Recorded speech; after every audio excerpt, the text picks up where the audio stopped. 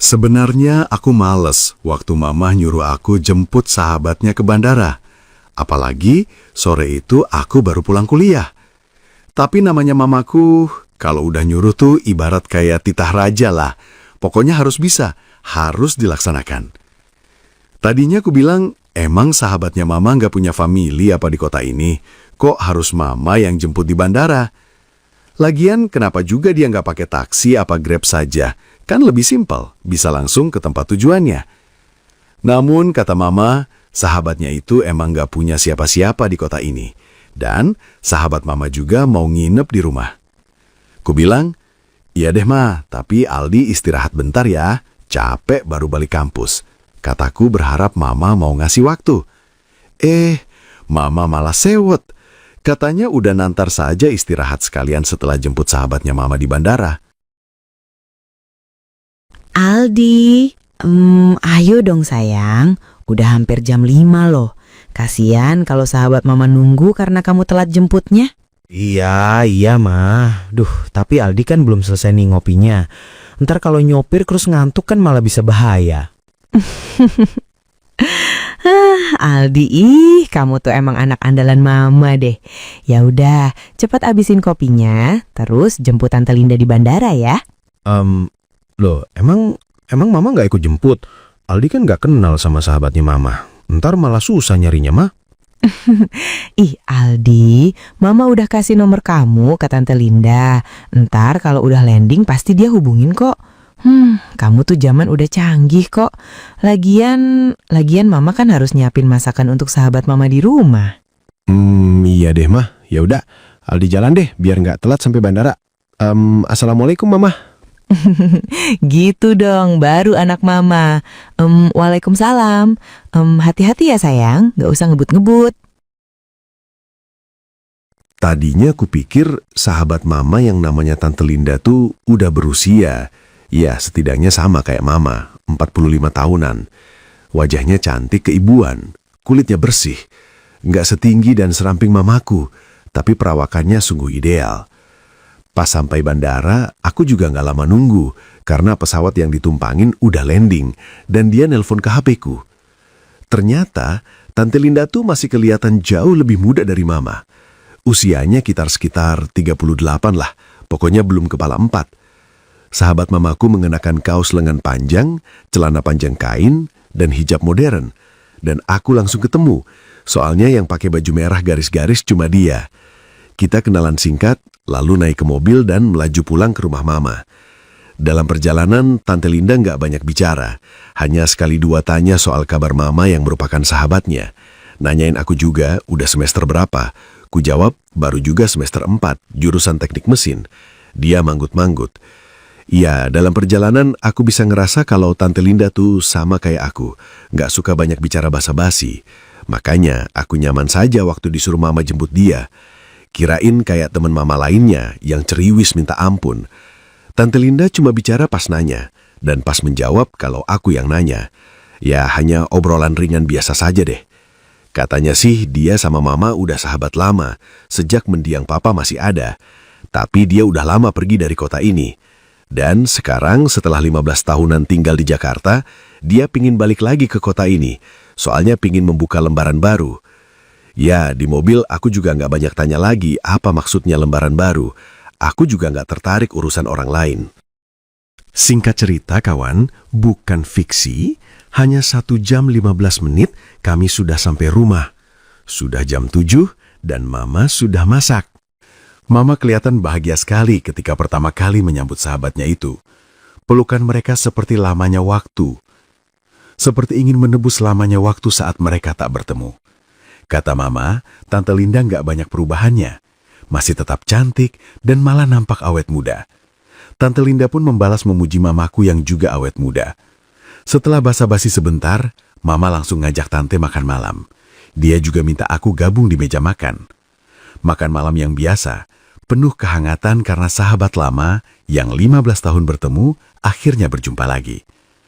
Tapi di tengah obrolan mereka, aku jadi tahu kalau Tante Linda ternyata juga seperti mama, sudah lama sendiri. Bedanya, Mama ditinggal papaku karena sakit keras dan meninggal dunia di saat aku masih sangat kecil, masih balita.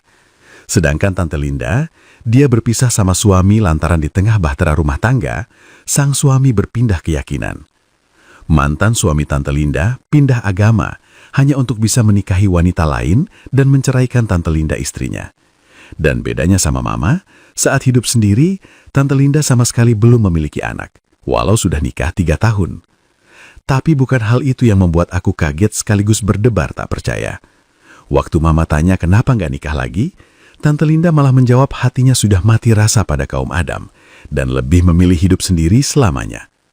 Padahal kalau mamaku, beliau bersedia menikah lagi dan mencari pengganti papa jika aku sudah lulus kuliah dan bekerja.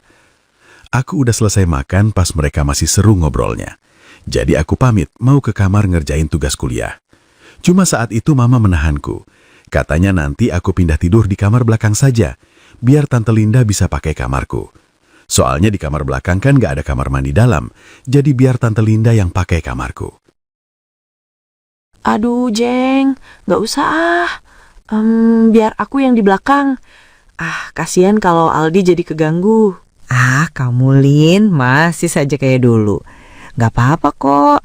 Lagian Aldi udah biasa tidur di belakang kalau ada tamu di rumah ini. Kamu pakai punya Aldi saja ya, biar ada kamar mandi dalamnya. Beneran, Jeng. Aku tuh juga santai kok orangnya. Biar aku deh di kamar belakang. Takut ganggu Aldi. Kan dia mau ngerjain tugas kuliah. Kamu Lin. Ya udah, kamu atur deh sama Aldi ya. Oh ya, Aldi, kamu tolong antar Tante Linda ke kamar ya. Biar Tante Linda deh yang milih mau pakai yang mana. Depan boleh, atau belakang juga boleh. Nah, gitu kan enak. Jadi aku bisa ngerasa ada di rumah sendiri kalau bebas milihnya, Jeng. Tapi Aldi, kamu nggak keberatan kan kalau tante ngerepotin di rumah ini? Jujur kawan, mana bisa sih aku keberatan kalau sahabat mamaku menginap? Bukan hanya karena ini kan rumah mamaku, tapi juga karena Tante Linda tuh emang menyenangkan orangnya, mudah akrab, dan sudah kayak lama kenal sama aku. Ya, aku juga nggak tahu kenapa. Padahal baru kali itu aku bertemu dengannya, tapi langsung akrab dan bisa dekat sekali. Malam itu Tante Linda pakai punyaku, dan aku mengalah pakai kamar belakang. Tapi itu hanya awal bagaimana kisahku ini. Tante Linda ternyata pindah dari Jakarta ke kota kami, kota yang dulu pernah punya kenangan masa muda bagi dirinya. Dia kuliah di sini, sebelum akhirnya menikah dan ikut suami pindah ke Jakarta. Meski akhirnya bercerai sama suami, Tante memilih membuka usaha di sana.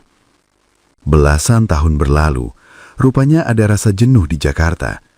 Tante Linda akhirnya memutuskan untuk pindah ke kota ini.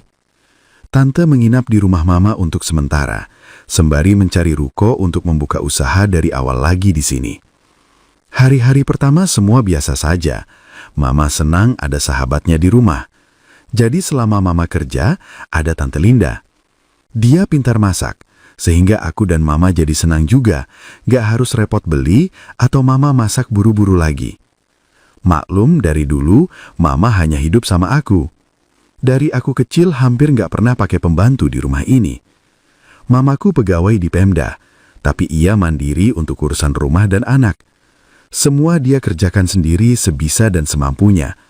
Aku pun sejak SD sudah diajari mandiri, jadi Mama gak perlu repot.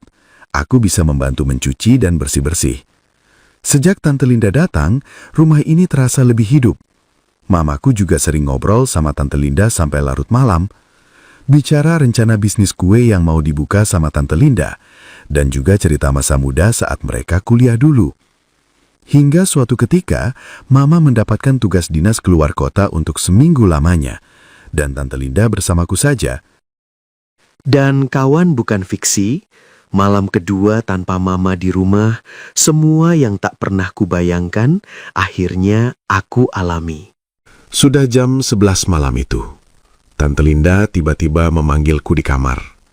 Begitu pintu aku buka, Tante Linda langsung masuk. Ya, katanya sih, dia nggak bisa tidur.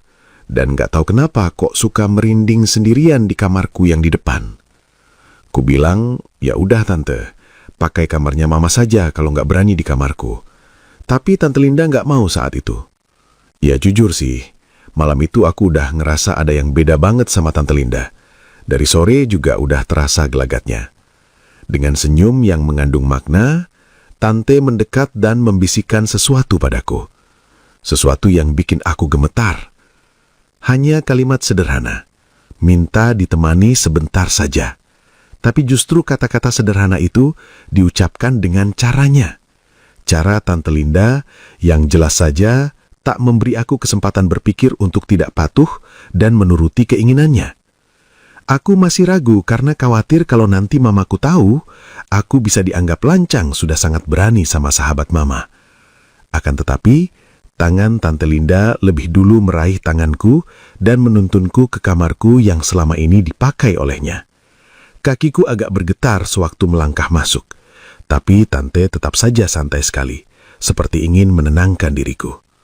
Dia menarik aku duduk di tepi ranjang, sementara dia sendiri melangkah menutup pintu, sangat pelan, sambil menatap aku. Dan saat bunyi klik pertanda pintu dikunci pelan, aku tahu, malam itu tembok tebal di antara aku dan sahabat mama runtuh. Aldi, maaf ya, Tante cuma takut sendirian malam ini. Kamu mau kan nemenin Tante sebentar? Cuma sebentar kok. Kita sambil nonton ya, sampai Tante ngantuk dan bisa tidur.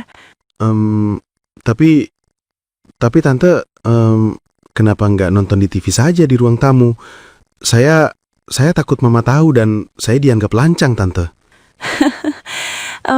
Mama kamu kan lagi nggak ada, Aldi. Dan tante yang minta tolong ke kamu kok. Kadang waktu itu nggak terasa ya. Dulu kamu tuh masih balita, masih sering tante gendong juga.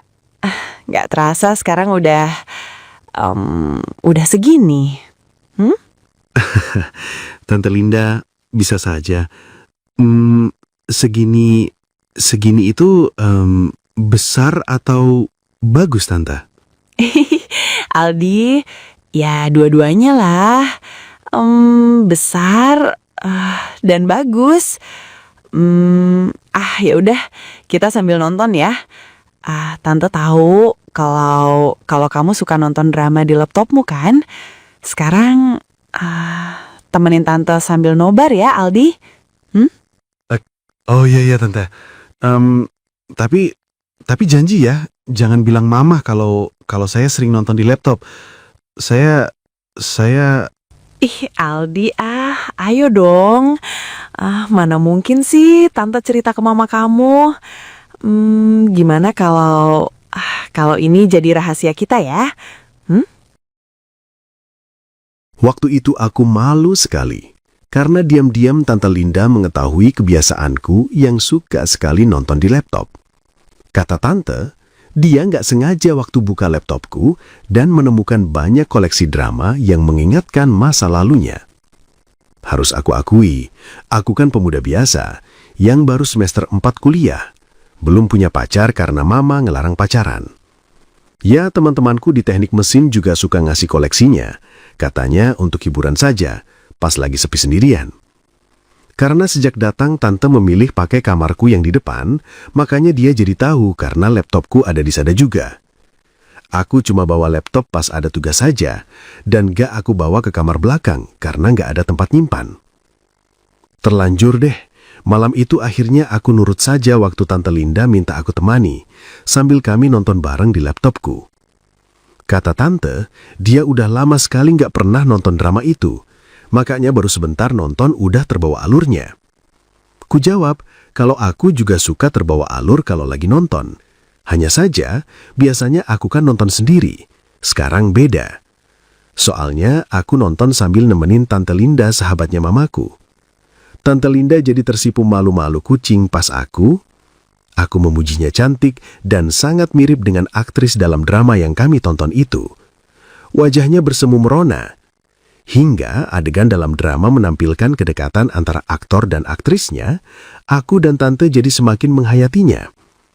Ya, bukan sesuatu yang vulgar sih, hanya rasa cinta dan sayang seorang lelaki dan wanita dalam drama di laptopku. Seperti drama itu, tangan tante tiba-tiba menarik tanganku dan memintaku untuk membantunya supaya bisa cepat tidur. Jujur, aku awalnya ragu.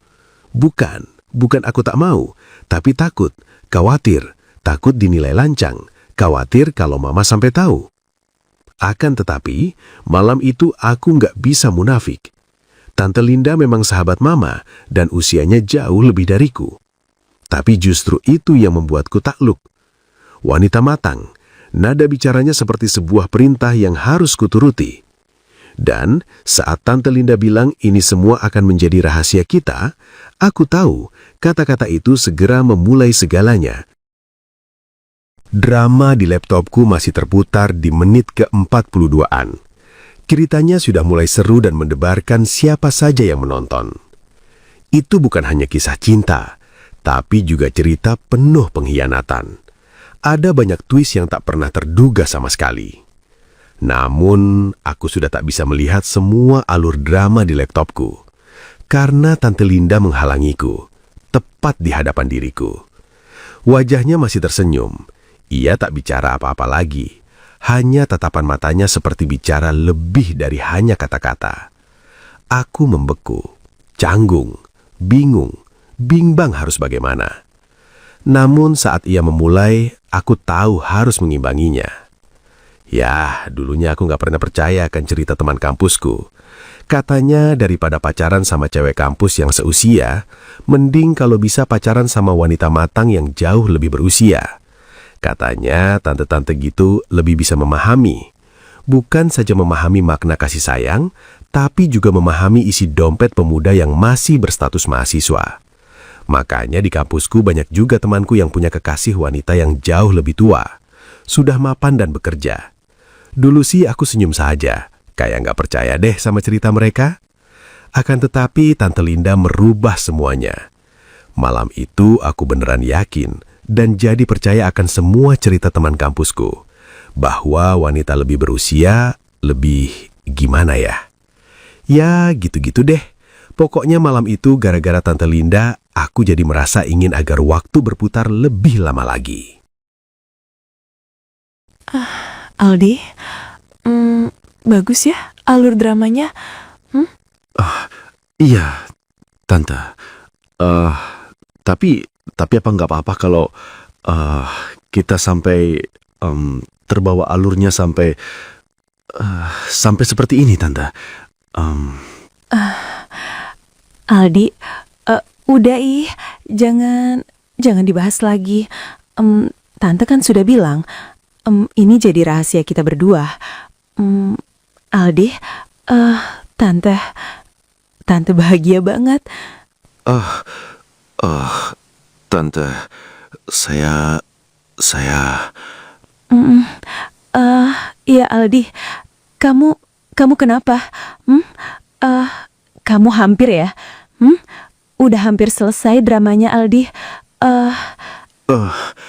Tante, maafin saya, Tante. Iya Aldi, nggak apa-apa. Aldi, tante juga Aldi. Maafin tante juga ya. Sudah jam 12:30 ketika drama di laptopku selesai. Entah kebetulan atau gimana, seperti selesai bersamaan. Tante Linda kembali seperti semula, duduk di sampingku, sementara aku menegakkan dudukku. Hening sejenak, tak ada bicara. Perlahan Tante menjatuhkan kepalanya di bahuku, dan entah kenapa, tanganku tanpa diminta melingkar padanya. Agak ragu. Suaranya terdengar lirih, tapi sangat jelas.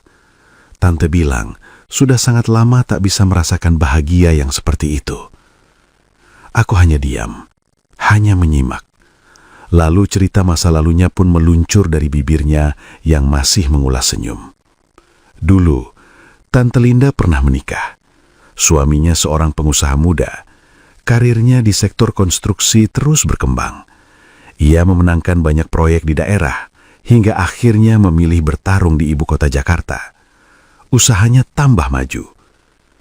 Akan tetapi, seperti kisah klasik pada umumnya, lelaki itu biasa dapat ujian saat sedang jaya dan punya segala-galanya. Begitupun suami Tante Linda. Baru saja usia pernikahan mereka 3 tahun, dia sudah tergoda dengan wanita lainnya. Kata Tante, sebenarnya ia bisa memahami, dan dia juga ikhlas jika sang suami ingin menikah lagi dan memiliki istri muda. Tante nggak menuntut, ia hanya berharap suaminya bisa adil dalam hal materi dan perhatian kepada 2 istrinya. Akan tetapi, masalahnya tidak mudah. Wanita itu bukan berasal dari keyakinan yang sama. Ia menuntut suami Tante Linda agar suami Tante Linda mau berpindah agama mengikutinya jika benar-benar ingin menikahinya. Di sanalah semua hancur. Tante Linda yang sejak kecil dibesarkan dengan norma agama dan sepanjang pendidikan selalu di yayasan pesantren, tentu saja tak mungkin merelakan hal itu. Bagaimana mungkin sang suami yang selama ini jadi imam dalam keluarga justru tega berpindah keyakinan hanya demi bisa menikahi wanita pujaan hatinya yang lain? Tante pasrah. Tante menyerah. Mantan suami Tante tetap kukuh pada keputusannya ingin menikahi wanita itu. Dan perceraian pun diterima Tante Linda. Sejak saat itu, hidup Tante hancur, seperti perahu yang mulai hilang arah. Tapi Tante tetap berusaha tegar dan bertahan di sana. Di Jakarta, Tante yang mulai menjalani hidup sendiri, merintis usaha kecil yang lama-lama berkembang jadi besar. Menurut Tante Linda, ia sudah punya 2 cabang gerai bakery di Jakarta Selatan dan Utara. Hidupnya pun sudah serba mapan. Tante memilih tidak menikah lagi. Bukan karena ia tak menarik lagi. Bukan juga karena ia tak menginginkan. Dendam dan sakit hati pada mantan suami membuat hati Tante tertutup untuk cinta dan yang namanya kaum lelaki. Dan di sanalah semua merubah jalan hidupnya. Jalan hidup yang selama ini tak pernah terpikir dan terbayang olehnya. Aku menarik nafas mendengar ceritanya. Sebelum ia melanjutkan, aku sudah tahu kemana arah cerita Tante Linda. Sungguh, aku kaget mendengar pengakuan Tante Linda malam itu. Tentang masa lalunya, tentang hidupnya yang keluar jalur. Tante lupa akan kodratnya sebagai wanita. Tapi, kini ia bertekad untuk kembali. Hatinya terpanggil untuk memenuhi kodratnya. Tante menuntaskan ceritanya dengan suara terbata. Tangisnya pecah perlahan. Beberapa kali mengucap kalimat istighfar. Ia menarik nafas panjang, menatap padaku yang masih khusyuk mendengarkan. Lalu ia mengucap hamdalah, bergetar. Alhamdulillah, kata Tante. Keputusannya untuk kembali ke kota ini dan niatnya kembali ke kodrat mempertemukan kami. Tante Linda mengaku kalau dia tak pernah menyangka, bahkan tak ada rencana dan niat sama sekali. Tapi semua kayak takdir. Ia tak menyangka, aku, Aldi, anak dari sahabatnya, ternyata menjadi seseorang yang akhirnya membuatnya tersadar. Tante Linda sadar kalau ia hanya wanita biasa. Wanita yang kodratnya memiliki sosok pelindung, dan pasti seorang lelaki. Aku menghela nafas, bingung, kacau, bimbang. Entah kenapa aku merasa iba padanya, sekaligus perasaan yang... Ada bangga yang aneh saat tahu kalau aku akhirnya bisa mengobati luka lama Tante, menjadikannya kembali ke kodrat wanita. Tapi ada takut dan khawatir. Takut jika aku salah dan lancang, khawatir karena aku sendiri baru pertama kalinya merasakan sedekat itu dengan wanita yang tentu saja bukan mama, dan pertama kalinya dianggap lelaki sejati. Aku hanya bilang, maaf pada Tante, sebab aku pun tak tahu harus bersikap seperti apa dalam menyikapi semua ceritanya. Namun kata Tante nggak masalah, aku cukup mendengar dan diam saja. Dia pun sudah sangat bahagia sekali. Yang penting, malam itu tante ingin aku menemaninya, dan semuanya akan tetapi menjadi rahasia kami berdua. Dan begitulah kawan bukan fiksi, selama seminggu mama tugas keluar kota, aku dan Tante Linda, sahabatnya, jadi makin dekat. Bukan hanya makin dekat dan akrab. Aku jadi makin memahami Tante, dan sebaliknya, dia sangat memahamiku. Selama seminggu itu, hampir tiap malam Tante selalu minta tolong padaku, agar aku mau membantu dan menemaninya lagi.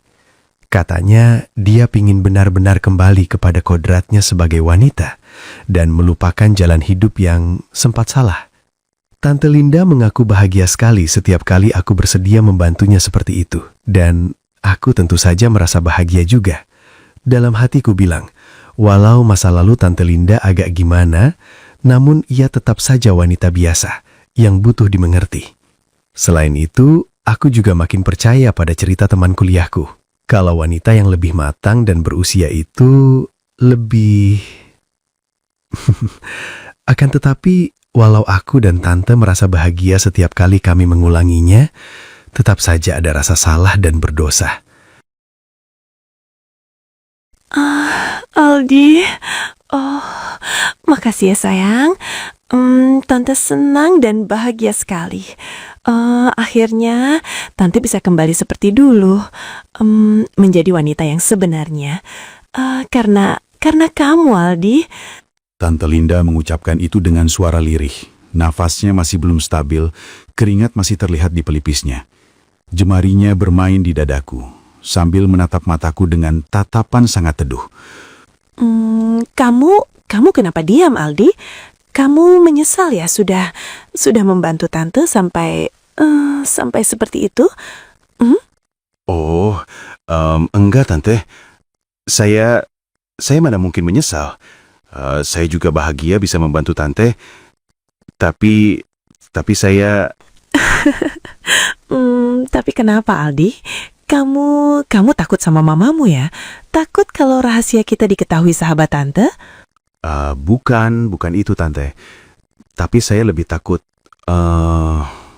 berdosa Tante. Walaupun ini sangat membahagiakan, tapi kita kan dosa Tante. Duh, Aldi terus gimana dong? Apa kamu mau kalau kita menebus dosa ini dan menikahi Tante supaya semuanya jadi halal, Aldi? Oh iya Tante. Linda, saya ingin menikahimu. Tapi kita harus jujur bicara ke Mama ya. Iya, Aldi. So sweet deh. Ya udah, nanti kalau mamamu sudah pulang dari luar kota, kita sampaikan niat kita ya, sayang. Serius Linda? Tapi saya kan masih kuliah dan belum bekerja. Mana bisa saya menjadi suami yang baik nantinya? Udah Aldi, soal rezeki dan nafkah materi pasti akan ada saja kok. Yang penting kita menikah, jadi halal, barokah, sakinah, warohmah. Tante Linda mengaku bahagia sekali setiap kali aku bersedia membantunya seperti itu. Dan aku tentu saja merasa bahagia juga. Dalam hatiku bilang, walau masa lalu Tante Linda agak gimana, namun ia tetap saja wanita biasa, yang butuh dimengerti. Selain itu, aku juga makin percaya pada cerita teman kuliahku, kalau wanita yang lebih matang dan berusia itu, lebih... Akan tetapi, walau aku dan Tante merasa bahagia setiap kali kami mengulanginya, tetap saja ada rasa salah dan berdosa. Apalagi setelah mamaku pulang, dan mulai melihat perubahan kedekatan anaknya bersama Tante Linda, sahabat lamanya.